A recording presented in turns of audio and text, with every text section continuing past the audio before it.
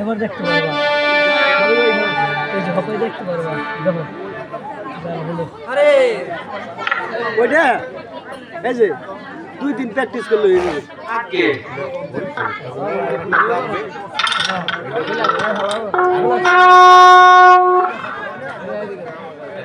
শোনা যায় দেখা যায় ধন্যবাদ আধা ঘন্টা হলো আর অনেক সুন্দর করে আমাদের মধ্যে গান পরিবেশন করলেন প্রশ্ন করলাম উত্তর দিলেন তারপর আমার কাছে প্রশ্ন করেছেন হাসরের মাঠে এক ব্যক্তিকে ফুটবল দিবে সে ফুটবল কিসের তৈরি সে ফুটবল খেলবে নাকি এরকম না কথা আসলে বাবা হাসরের মাঠে খেলার মাঠ হবে এটা আমার জানা ঠিক আছে সেখানে বিচার কার্য শুরু হবে বিচার করবে ভালো মন্দের বিচার আমার আল্লাহ করবে কিন্তু সেখানে খেলা করবে বা খেলোয়াড় থাকবে এটা আমার জানা নাই তাহলে কি প্রশ্ন করলেন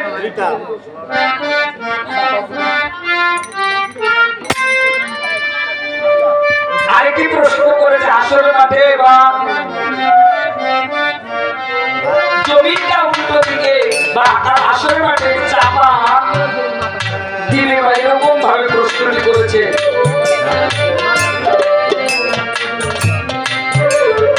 এমন একটি দুনিয়াকে আমার আল্লাহ পাক এটাকে উনি উল্টিয়ে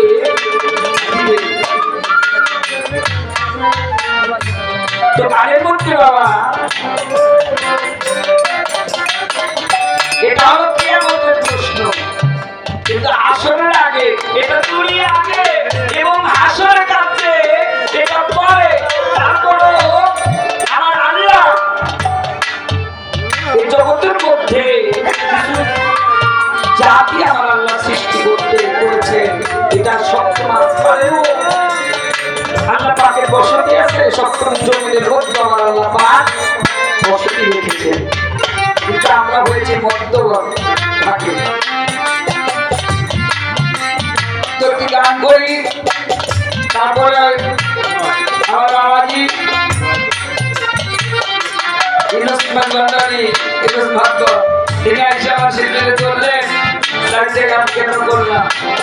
আসলে ভাবের কথা বলছি ভাবেই আসছে সত্য কথা বলছি ধন্যবাদ আমি একটি গান করি বাবা থেকে তারপরে কথা বলার চেষ্টা করব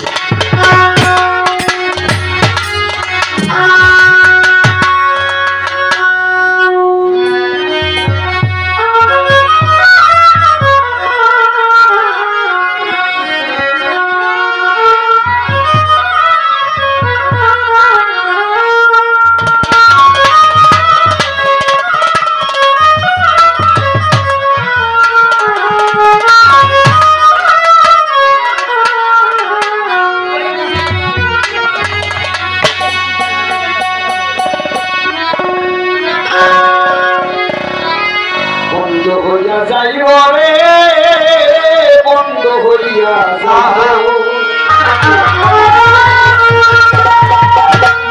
বাহাদুরি সৌদাতুরি কিছুই না চলিব রে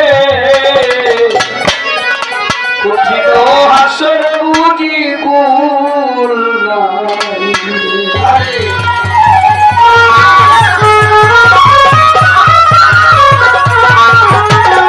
বন্ধ হইয়া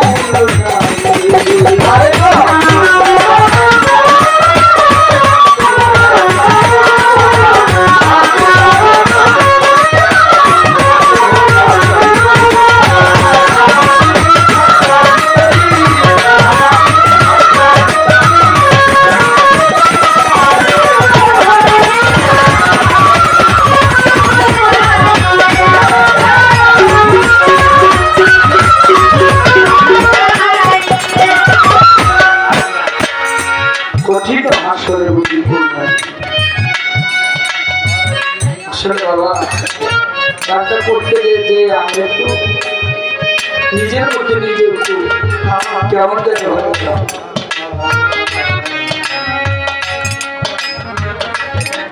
বন্ধ হইয়া যাইব রে, বন্ধ হইয়া যাইব বাহাদুরি সংসার তুলি কিছুই না চলিব কঠিন হাসরে বুঝি করলাম।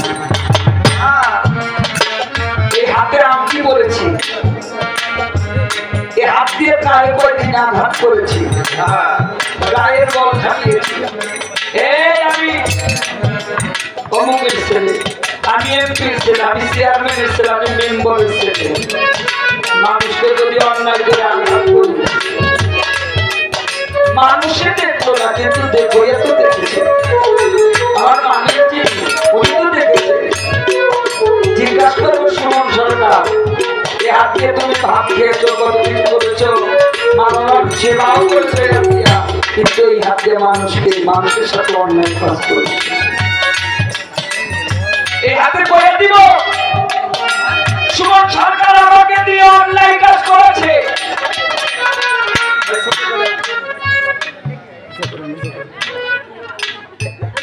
আমাকে দিয়ে অন্যায় কাজ করেছে, এতিমকে আঘাত করিয়েছে, ভাইকে আঘাত করিয়েছে। এ হাতে বলে দিন কালে ধরে কালে মারি কইলাছো অন্যায় রে কঠিন হাসরে বাজান। আমি যা করতেছি সব ভিডিও হইতাছে, এটা দুনিয়ার ভিডিও, এই মোবাইলে হয়, ক্যামেরা দিয়ে হয়, এটা দুনিয়ার ভিডিও। কিন্তু আমার আল্লাহর কাছে এমন একটি ভিডিও রাখা আছে, আমি সুমন সরকার কথা কি করেছি, অনেক জায়গায় অন্যায় কাজ করেছি, মা বাবার সেবা করি দেন, মানুষের সাথে অন্যায় ব্যবহার করেছি, আমার এই মুখ দিয়ে মানুষকে গালাগালি করেছি। ভালো কাজ তো করতে পারলাম, ভালো কাজ করলে হয়তো আমার এই হাতে পায়ে এগুলোতে জবাব দিবে। সুমন সদাই ভালো কাজ করতো, অন্যায় কাজ করতো না, এটা বলে দিত। কিন্তু আসলে বাবা আমি যখনই অন্যায় কাজ করি, আমার সমস্ত কিছু আমার আল্লাহ এগুলো আমার সামনে ধরে তুলবে। তোমার জীবনে আপনি 65 বছর আছে, 100 বছর বাঁচবে, আপনার 100 বছরের ভিডিও আমার আল্লাহর কাছে করা আছে। আপনার চোখের সামনে ধরো, এই দেখো তুমি কি করেছো, তুমি জীবনে ভালো কাজ করো নাই, মসজিদে করো নাই, আমার কাবা ঘরে দোয়া করতে যাও না,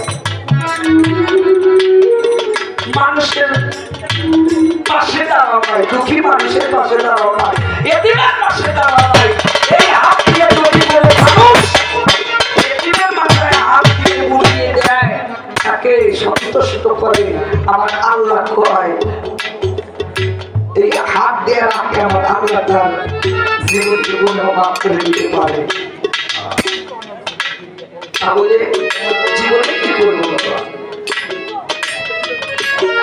চোখে বলে দিব কি দেখেছি, কি বলেছি, সব কিছু বলে দিব। তো গানের মধ্যে অনেক কৃষ্ণ বাবা বললাম, আমরা একটু হৃদয়িত, আমরা তো মানুষের বাবা দাম্ভিকতা টেকার করো আমাদের মধ্যে এগুলো রয়েছে।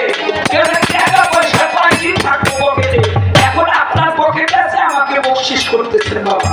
এই টাকাটা আমার পকেটে যাবো না, আমার সাথী শিল্পী যারা আছে তাদের পকেটে চলে যাবে। ঠিক আমার কাছে হয়তো কিছু থাকবে, এটা দিয়ে সকল বাজার করুন, মা বাবারে দিব, বাবা বাবাকে বাজার করে দিব, পান কেনার টাকা দিতে হয় কি বাবা, এটা আমার পকেটে থাকবে না, চলে যাবে আরেক কাজে। তাহলে কি করতে হবে, আমার জীবনে আমি কোনো অন্যায় কাজ না করি। সকলকে একটু পাহাড় দিয়ে বলবো, যদি চেয়ারটা নিয়ে সামনে আসতে আপনাকে দেখতে, আপনাদের এই নিরবতা পালন করে বাবার একটু সামনে আসে, আপনাদের দিকে যারা আমি চেষ্টা করবো, আপনার একটু গান শোনাতে ভালো হয়, আপনাদের দিক তাকালে মনে হয় আমি গান করতে পারি। যদি না তাকে তাহলে হবে না। আমরা মাঝবন্ধের সাথে যে বাবা আল্লাহ বলি দরবারে কোনো হিন্দু মুসলমান নাই না আছে বাবা, না না আমার মুসলিম বাবার দরবারে, আমার আলমদের দরবারে, আমার মহান দরবারে কোনো হিন্দু মুসলমান বলতে কোনো কিছু নাই, আছে শুধু মানুষ। আমিও মানুষ, আপনিও মানুষ, হিন্দু মানুষ, বৌদ্ধ মানুষ, খ্রিস্টান মানুষ, সব কিছু আল্লাহ সৃষ্টি করেছে। এটা অন্য কেউ সৃষ্টি করে না, এক আল্লাহ সৃষ্টি করেছে সমস্ত কিছু। এক আল্লাহ বিচার করবে না ভাষায়। কিন্তু বলে তাদের ভাষায় তারা একটি বলে, ভাষা ব্যতিক্রম বাবা।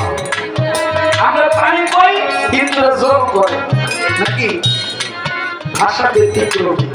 ভগবান সে, আল্লাহ সে, হরি সে, গড সে, যিশু সে, একই ভাবে একই একটা মানুষের একটা ভাবে। আমার মাইজবান্ডার শরীফের দরবারে আমার বাবা ভাটার একটা গোলাম ছিল, নাম তার রমেশ সিং। নাম শুনছেন না বাবা? রমেশ সিং এর নাম শুনে নেই বাংলা, এই বাংলা ভারত বাংলার মধ্যে সর্বপ্রথম রেডিও টিভিতে এই রমেশ সিং এর নাম দেওয়া হতো আগে। রমেশ সিং ছিল হিন্দু সিং। তুমি মায়ের কাছ থেকে বললেন, মা আমি তো বৃন্দাবনে যাইতে চাই, একটু হরি দর্শন করাতে। ভারত কিন্তু বাবা বেশি দূর না, চিটাগাং থেকে কিছু অগ্রসরের ভারতের বড়া। যদি কথা বলো কেউ বিরক্ত হবে নাকি বাবা?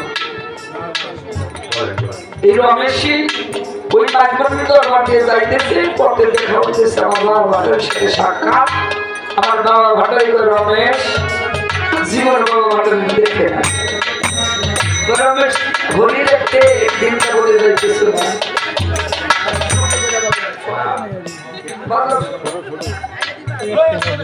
রমেশ বলতেছে তবে আপনি কে? আমি যে তীর্থে যাবো, আমি বৃন্দাবনে যাবো, আমি হরিদর্শনে যাবো, আপনি কে? আমাকে চিনবা না, তুমি আমার সাথে আসো। তুমি কি কাজ করো? শিলের কাজ করো না? বলে জি। তুমি আসলে আমার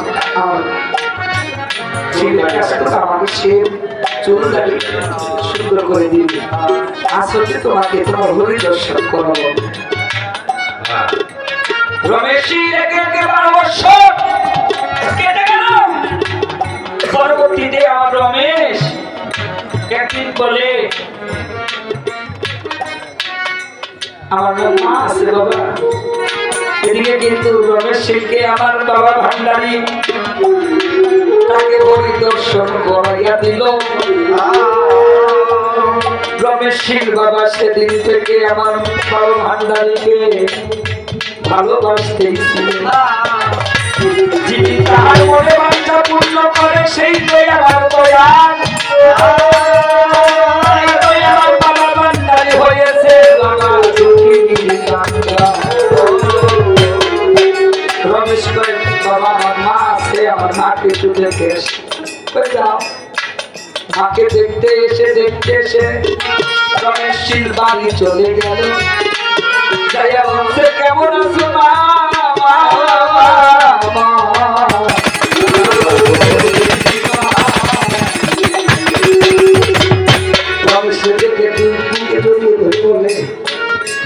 সন্তান ছাড়া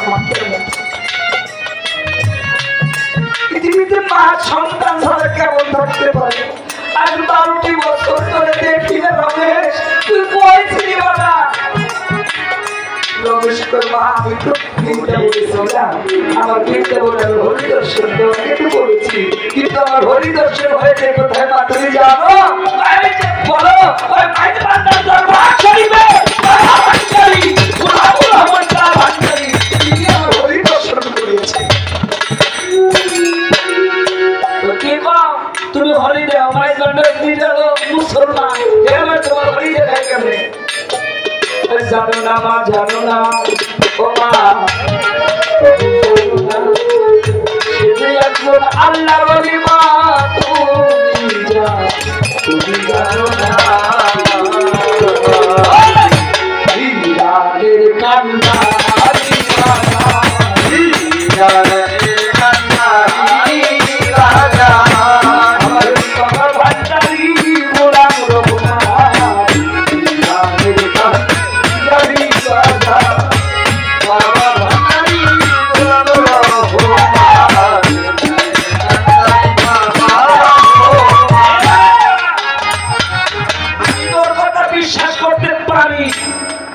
তোর হরি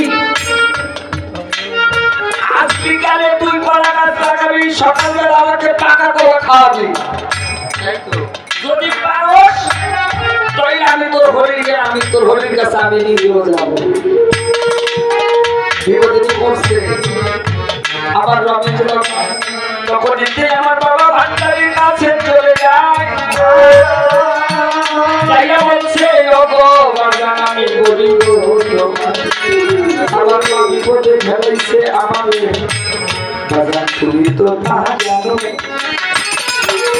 আমার মা বলে তোর হরি বিশ্বাস করতে পারি, যদি কলা গাছ আজকে লাগাইয়া সকাল বেলায় আমাকে কলা খাওয়াইতে পারো।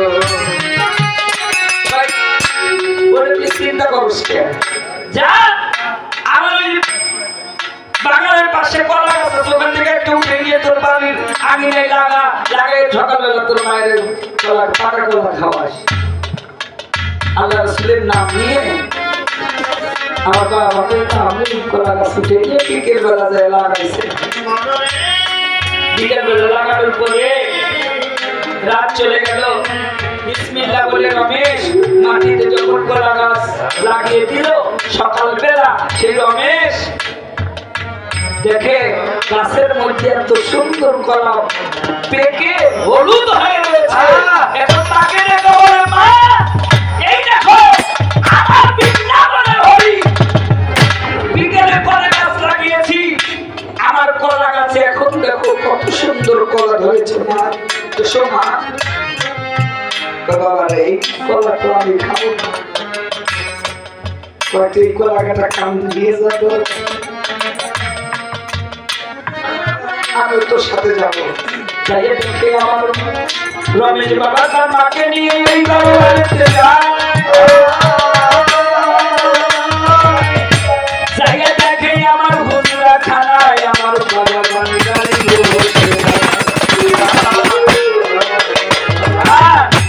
দেখে হরি বসে আছে, দেখে হরি বসে আছে, রমেশের মা লক্ষ্য করে দেখে হরি বসে আছে, রমেশের মা লক্ষ্য করে দেখে হরি বসে আছে। রমেশের মা দেখে ঠিক তারা যে ধর্মের তাকে দেখে আমার বাবা ভান্ডারিকে সেই চোখে দেখে রমেশের মা তাই ভক্তি দিয়ে বলে আমাকে আপনি মাফ করে দিয়ে আমি আপনাকে কষ্ট দিচ্ছি। বাবা এই রমেশের মৃত্যুর সময় ঘটনা অনেকেই জানেন বাবা, তার ধর্মের মানুষ কিন্তু তাকে পুরাইয়ে ফেলাবে, কিন্তু তার তরিকার ভাই আমার ভাই ভান্ডারি আমার বাবা ভান্ডারি ভক্ত তাকে পুরাইতে দেয় না। যখন ওনাকে রমেশ ফকির বলা, রমেশ ফকির যখন বাবা পৃথিবী ত্যাগ করলেন, তার ধর্মের মানুষ তাকে পুরাইয়ে ফেলবো, পুরাইয়ে ফেলার পরে এখন তরিকার ভাইরা বলে না রমেশকে পুরাই নিয়ে দিয়ে দেবে না, রমেশকে আমরা জানাজা করে মাটি দিল। রমেশ আমার তরিকার ভাই, ভাইয়ে যাবে ভাইয়ের তালা, ভাইয়ে যাবে ভাইয়ের তালা, তরিকার ভাই আমার জানার ভান্ডারে আমার দুজনে ভাইয়ের তালা, আর তরিকার ভাই আমার তালা, ভাইয়ের তালা। আমার ভান্ডারে ভক্ত যারা ছিল তারা জীবন দিয়ে দিব, রমেশ ফকিরকে পুরাইতে দিবে না। দুইজনে একটি ঝগড়া সৃষ্টি হবে। ইতিপূর্বে চিটাগাঙে চট্টগ্রাম যখন ওখানে বড় অফিসার ডিসি সাহেবের কাছে একটি খবর চলে গেল হিন্দু আর মুসলমান দুই পক্ষে ঝগড়া লেগে যাবে, এর মতো অবস্থায় ডিসি সাহেব এসে বলে ঠিক আছে তোমাদের সবকিছু বুঝতে পেরেছি, কিন্তু পুরাইলে তো কিছু থাকবে না। তাহলে মুসলমান ধর্মে এরা একে গোসল করিয়ে জানাজা দিয়ে মাটি মঞ্জিল করার পরে তোমরা তাকে 2 থেকে 3 ঘন্টা পরে উঠে নেবে। তারা কথাটা মেনে নিল। রমেশকে গোসল করিয়ে জানাজা পড়িয়ে যখন কবর মঞ্জিল করার পরে 2 থেকে 3 ঘন্টা পরে যখন ওই কবর খুঁজে রমেশ কোথায় যাবে, রমেশ আর রমেশ নাই, কবরের মধ্যে রয়েছে কি গোলাপ ফুল। মাঝবান্ডার শরীফ এটা আমি মুরিদ হয়েছি দেখে বলি তা না, এটা তো দিন রাখবো। মাঝবান্ডার শরীফের কিছু এটা কোরআন সুন্নাহ মতে চলে, কোরআন হাদিসের বাইরে মাঝবান্ডার শরীফের কোনো কাজ চলে না, কোনো তরিকতের কাজ হয় না। মানুষের চোখে দেখবে, ওর চোখ যেমন সে চোখে দেখবে। বাবা ছাগলের চোখে কি দেখে? ওর ছাগলের চোখে ঘাস দেখে, মানুষের চোখে মানুষ দেখে, ও দেখে ঘাস পাতা ছাগলের চোখে। এই জন্য বলি যারা মানুষ হইতে পারে নাই কখনো মাঝবান্ডার শরীফে তারা ভালো চোখে দেখবে না। মানুষ হয়েছে বাবা, আমার মুজিব বাবাকে, আমার আব্দুল সাহেবকে, আমার মনা পাগলাকে, আমি মনা পাগলার কথা অনেক শুনেছি বাবা, সে ছিল একজন ভালো মানুষ।